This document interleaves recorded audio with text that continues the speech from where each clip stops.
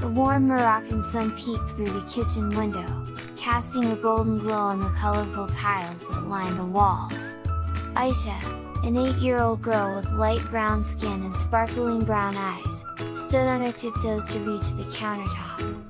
Her long, dark hair was neatly braided and tucked beneath a small, embroidered kippah that sat atop her head. She wore a beautiful traditional jalaba, its blue fabric adorned with intricate gold embroidery that shimmered in the sunlight.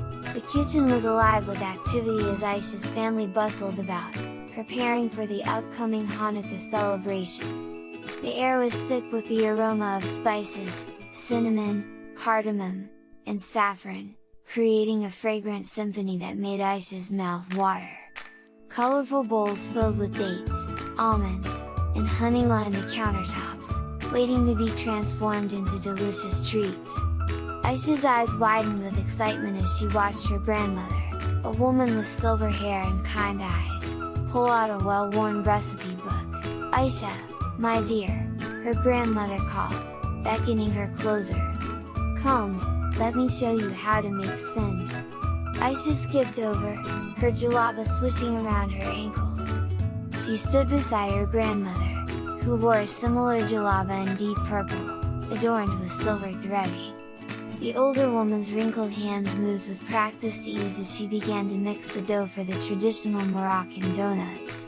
"Can I help, Nana?" Aisha asked eagerly, her brown eyes shining with anticipation. Her grandmother smiled warmly, the corners of her eyes crinkling with joy. "Of course, Habibti," she replied, handing Aisha a wooden spoon. "Stir the batter while I tell you about how we used to make these when I was a little girl, just like you." Aisha listened intently, her small hands gripping the spoon as she stirred, creating swirls in the golden batter. As Aisha stirred, her mother joined them at the counter. She was a striking woman with the same light brown skin as Aisha, her dark hair tucked neatly under a colorful headscarf. "Mama, do you remember the first time you taught me to make sponge?" she asked, her voice filled with nostalgia. Nana chuckled, her eyes twinkling with mischief.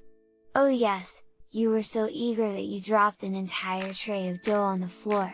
Aisha giggled at the thought of her mother making such a mess. She watched in fascination as her grandmother expertly shaped the dough into rings and dropped them into a pot of sizzling oil.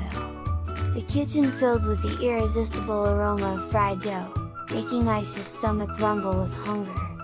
"When will they be ready?" she asked, bouncing on her toes with impatience. "Patience, little one," her mother said, gently patting Aisha's braided hair. "Good things come to those who wait." Aisha nodded, trying her best to contain her excitement. She watched as her grandmother carefully flipped each donut, turning them golden brown on both sides. The sizzling sound and the warm, sweet smell filled the kitchen, creating a cozy atmosphere that made Aisha feel safe and loved. While they waited for the sponge to cool, Aisha's father entered the kitchen. He was a tall man with a neatly trimmed beard and kind eyes that crinkled when he smiled. "Something smells delicious in here," he exclaimed, planting a kiss on Aisha's forehead. Aisha beamed with pride, eager to show her father what she had helped create. "Papa, I helped make sponge for Hanukkah," she announced, puffing out her chest. Her father's eyes widened in mock surprise. "Is that so?" he asked, pretending to be amazed. "Well, I can't wait to taste them. I'm sure they'll be the best sponge I've ever had." Aisha's heart swelled with joy at her father's words.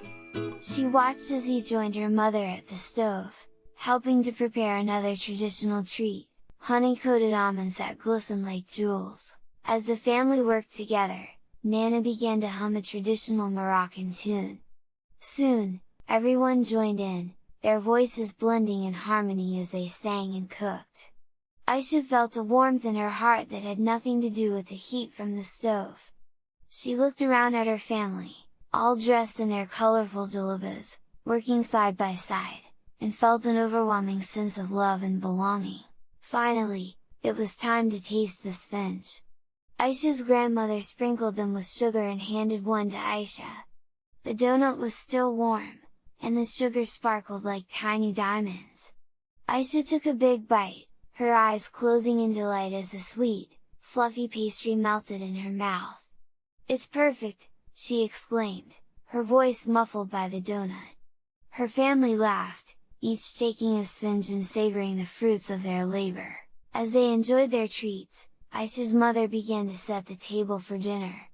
She brought out a beautiful blue and white tablecloth, embroidered with intricate patterns. Aisha helped by carefully placing the menorah in the center of the table.